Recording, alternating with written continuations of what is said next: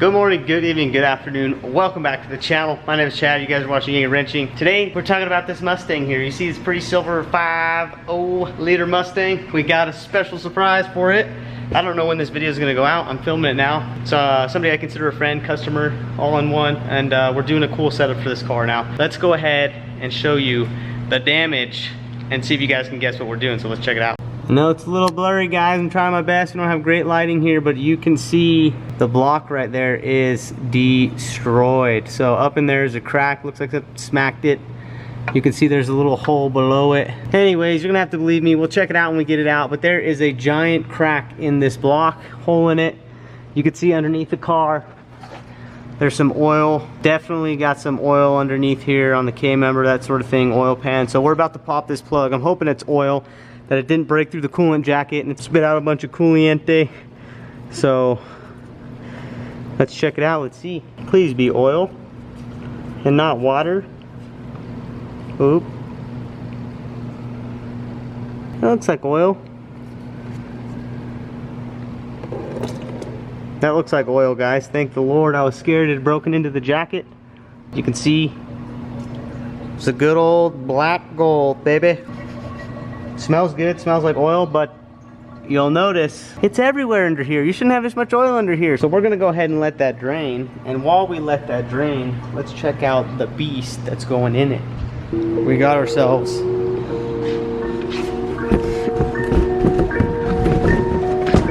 the MMR special, boys. Check that out. Cam phaser, eliminators, lockouts, whatever you wanna call it. Nice looking engine.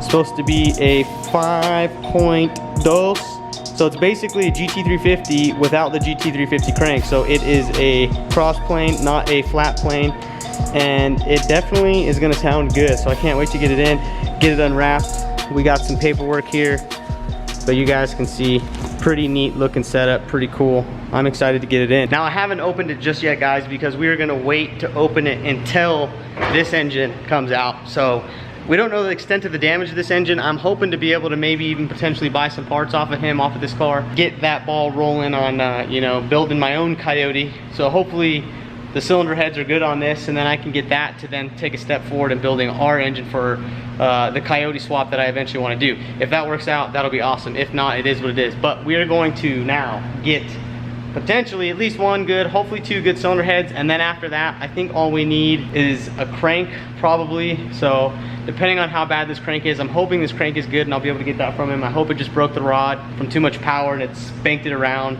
If not, it's probably spun a bearing and that's why it broke the rod, because it locked up. But we'll see what happens. Oil is pretty much drained, which is what I wanted.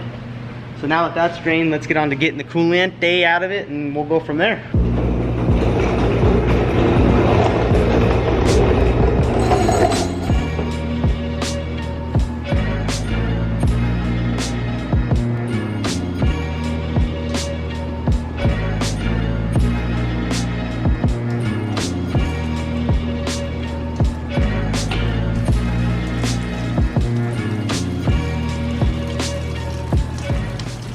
So I was just tracing this wire down that I saw coming across over here, guys. I've never seen before on one of these, and came around and I was like, okay, it comes over here, felt it, and I was like, all right, let me trace it through this area over here, and it went up and over into here, and what do you know, it went right there.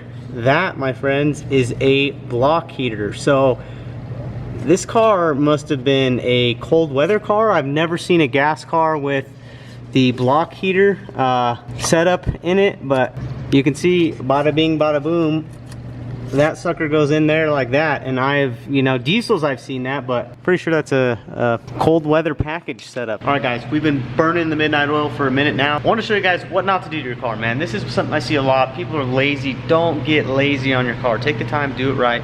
This can save you headaches, this can save you problems, this can save you tons of time later on down the road. Don't be lazy with it, but I'm gonna show you a couple things.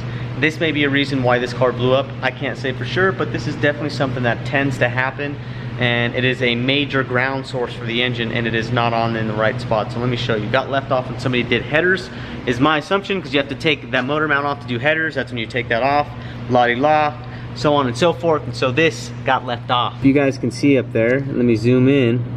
you can actually see the little part right there. Okay, so you can see the ground strap right there that's just in focus. That ground is supposed to go to the motor mount, and up to the left of it there is the hole, or I should say up to the left, yes, up to the left there's a hole in the back of the AC, and that's the AC compressor hole right there that's in focus. That should be connected to that little black part of the harness underneath it, and it is not. So somebody got lazy, didn't put that bolt in.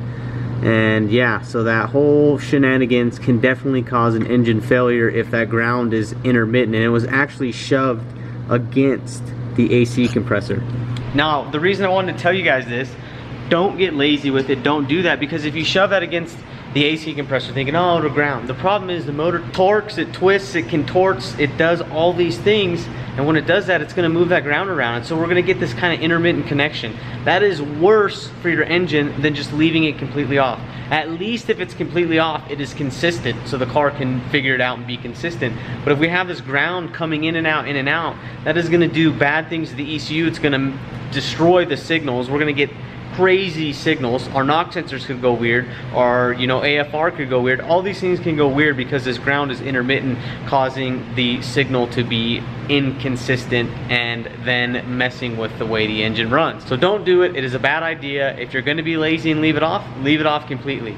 Probably with that thing completely off, the car won't start, or it'll have intermittent random no starts. That is the biggest sign on newer Mustangs of no random intermittent no start conditions, is poor grounding. So if you guys have a car, your buddy's car, randomly it just doesn't do anything, like it acts like it's got a bad starter and you put starters in it and it doesn't fix it, your problem is probably a bad ground somewhere. Either your ground's broken or not connected at all. You need to add grounding or find your ground is more likely the issue. You need to find probably that ground, because somebody did headers and they didn't put it back on. So very common, don't do that. I just want to let you guys know that, but we are moving right along. Let me show you where we're at. So we got our tie rod end out. This guy's ready, it's loose, so if we pull down on it, it's pretty stiff, but this guy will pull out of there, pop out, and then we'll be able to leave the whole strut and everything hanging. Now, I've never done it this way. I've usually pulled right here off and then taken the caliper with it and pulled it all off that way. I think this is a better way, and I think I'm gonna do it this way from now on. The reason I say that is I don't have to mess with anything suspension wise or alignment wise. As long as I put the K-member back in roughly the same place, it'll be good, versus if I do this, I mess with camber. Yes, I can mark it and get it close, but it is better to have the K-member shifted a little bit more than anything. That will just affect steering primarily. Shouldn't have too much of an effect on alignment. So both sides are like that. We got the belt off up in here. As you guys can see, we got the thermostat disconnected, some hoses up top, exhaust is off, drive shaft is out, disconnected. We have it, this has got a safety loop. We got our shifter disconnected and loose, so we got this Ford Racing shifter, which I've never seen before, but it's pretty nice. So we got everything back here pretty much ready, and up top we have the harness pretty much ready. So I'm literally at the point where I hate these things and I'll never like them, these stupid stretch belts. I'm doing that right now. That's why I found this, because I'm pulling the alternator off so I don't have to break the AC system. I'm gonna pull the AC compressor out of the way, and then we can finagle it around and drop the motor out that way while moving the compressor around it. So that is where we are at, guys.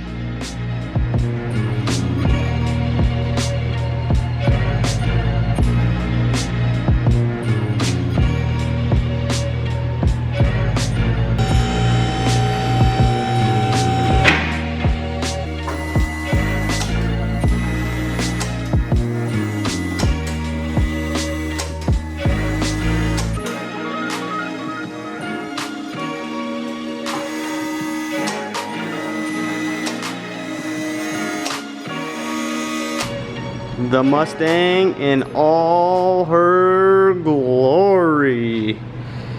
If you guys are wondering, this is what a 2011 12 to 14 Mustang will look like when you take it out. Identical. This is the first time I've done it this way, which I really like. I really like this setup. That allows me to leave all that crap up there, saves me some time. So definitely easier. Definitely like that, and it looks pretty good. Maybe we can get a little bit better peek-see of that hole. You guys can see some of that aluminum there. Oh yeah, looking good, looking good. And you can see the crack in the block right there. right there. Well guys, there it is. I'm happy to get it out. Great start for today. This is kind of where I wanted to be anyways. Now this gives us a great starting point for tomorrow. So tomorrow we are gonna work on tearing this all down, cleaning everything up that we need to clean up for it, including timing cover, valve covers, oil pan, you know, that sort of thing. We got to disassemble it, so that's going to be first, but we're going to disassemble it in a manner that allows us to get all those parts off and get them cleaning ASAP. So as soon as we get that done, the next step after that is going to be disconnecting the tranny, pulling the block off, and from there we're going to put the new clutch on the new one. He's bringing a reluctor ring for that, so we can go to 8,000 RPM. I don't know if these PCMs can do that. I'm not quite sure, but maybe 8,000 is the limit for these PCMs. I think newer you can go 84, 85, but I think this year 8,000 is a hard lock in the PCM or ECM itself. So that's physically as far as it'll let you rev. It doesn't have any ability to rev higher than that. So anyways, with that said, we're gonna end this video for tonight. I appreciate you guys watching part number 1, part number uno of this. We're getting it done, we're getting it dialed in. This motor's gonna, or that motor over there in that box is gonna get put up over here. So we're gonna get it done, but I'm tired, I'm dirty. It is, let's see, 1:24. So I told my wife I'd be home at midnight, and it's an hour and a half past that. So hopefully she's not mad at me, but we were on a roll. When I get on a roll, kind of like to stay there. It's just like the mechanics roll. I don't know how to explain it. You just go, go, go, and we get it done. So it's a good stopping point. I like to stop at a physical point of which satisfaction is enjoyed. So hopefully, you know, it won't take long. I found this cap on the K-member too. This oil cap was just chilling down there. He also lost a wrench in here somewhere, so we're gonna go ahead and get that. One thing I like to do as well is if sometimes that one's tight, let's see if this one's tight, but sometimes I like to make sure, and I'll put a spin jack, there's some weight on it, but I like to just put a spin jack under the back there to keep it from wanting to fall back, because when you pull all the weight out of it like this, you definitely have a heavy end being over there with everything K-member motor dropped out. So, and we'll put it up under there and then clean up and get out of here, but we'll see you guys in the morning.